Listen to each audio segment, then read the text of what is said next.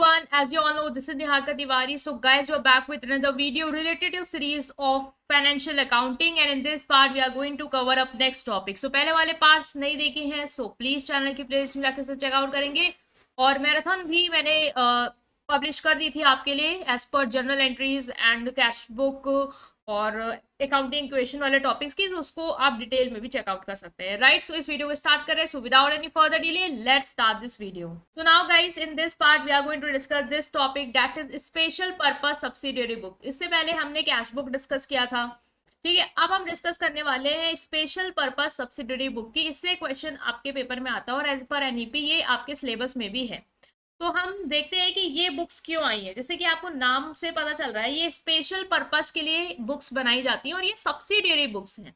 Means कि जैसे कि आपने देखा था कैश बुक हमने बनाई, तो कैश बुक एक ऐसी बुक थी जिसमें हमने देखा कि जो भी कैश ट्रांजेक्शन थे वो रिकॉर्ड हो रहे थे बिजनेस में, कैश ट्रांजेक्शन। बट ऐसा तो है नहीं कि हर कोई आपसे आपके बिजनेस में सामान कैश में खरीदे। कुछ लोग होते हैं जो कहते हैं क्रेडिट पे हमें सामान चाहिए, ठीक है, मान लो। तो अब वो क्रेडिट ट्रांजैक्शन कहाँ रिकॉर्ड करेंगे? कैश ट्रांजैक्शन तो कैश बुक में रिकॉर्ड हो गए, बट जो क्रेडिट ट्रांजैक्शन हुए या नॉन कैश ट्रांजैक्शन हुए, नॉन कैश ट्रांजैक्शन मींस ऐसे ट्रांजैक्शन जो कैश में नहीं है, ठीक है। मतलब जैसे कोई डिस्काउंट दे दिया आपने, परचेज किया, हमने देखा था ना ट्रेड डिस्काउंट दे देते हैं, बल्क में कोई सामान खरीद रहा है मान लो, तो हमने क्या किया, उसको हमने कहा कि चलो तुम अगर बल्क में 1 लाख यूनिट खरीदते हो तो हमें तो 10% डिस्काउंट देंगे। तो वो डिस्काउंट वाला आप कहाँ रिकॉर्ड करोगे? डिस्काउंट तो दिया ना, सामान जो अमाउंट आया सामान का वो तो डिडक्ट होके आया, आपने डाल दिया 10% डिस्काउंट, मतलब 90,000 का टोटल फाइनल। अब ये 90,000 कैसे आया जब 1 लाख का सामान था? तो उसकी भी तो एंट्री होनी है। तो इन सारी एंट्री को हम रिकॉर्ड करने के लिए बुक्स जो बनाते हैं उससे कहते हैं स्पेशल पर्पस सब्सिडियरी बुक, ठीक है। तो इसमें कौन कौन सी बुक आएंगी?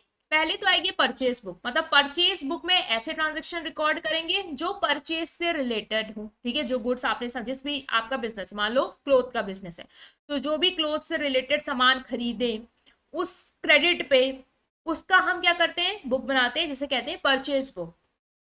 सेल्स बुक क्या होगी? जो भी सामान उधार पे बेचा उसके लिए हम बुक्स बनाते हैं सेल्स बुक।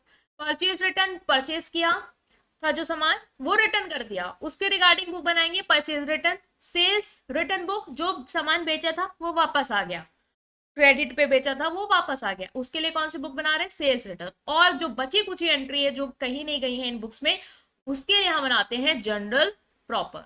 तो ये हमने डिस्कस किया है एक कॉन्सेप्ट। कल से हम डिस्कस करेंगे परचेज बुक, जो कि पहली सब्सिडियरी बुक है, क्या फॉर्मेट है, किस पर्पस के लिए बना रहे हैं, वो तो देख लिया कि क्रेडिट ट्रांजैक्शन जो भी परचेज के होंगे या नॉन कैश ट्रांजैक्शन जो होंगे, मीन जहां पे हमने डिस्काउंट दिया है, वो सारे ट्रांजैक्शन हम इस बुक में रिकॉर्ड करेंगे, जैसे दैट इज परचेज बुक, ठीक है। और ये फॉर्मेट क्या होगा और किस तरीके से बनाओगे, बहुत ईजी है। नेक्स्ट पार्ट से हम सारी बुक्स को कवर करने वाले हैं। तो इस बुक में मीनिंग मैंने समझा दी कि स्पेशल पर्पस सब्सिडियरी बुक होती क्या है और किस केस में ये बनाई जाती हैं, ठीक है। आई होप अंडरस्टैंड कर पाए हैं आप इस टॉपिक को, बिकॉज बेसिक क्लियर होना बहुत जरूरी है ताकि आप मूव ऑन कर पाओ नेक्स्ट पार्ट पे। सो वीडियो को लाइक करेंगे, चैनल को सब्सक्राइब करेंगे और अपने फ्रेंड के साथ प्लीज इस प्लेलिस्ट को जरूर शेयर करेंगे। Thank you.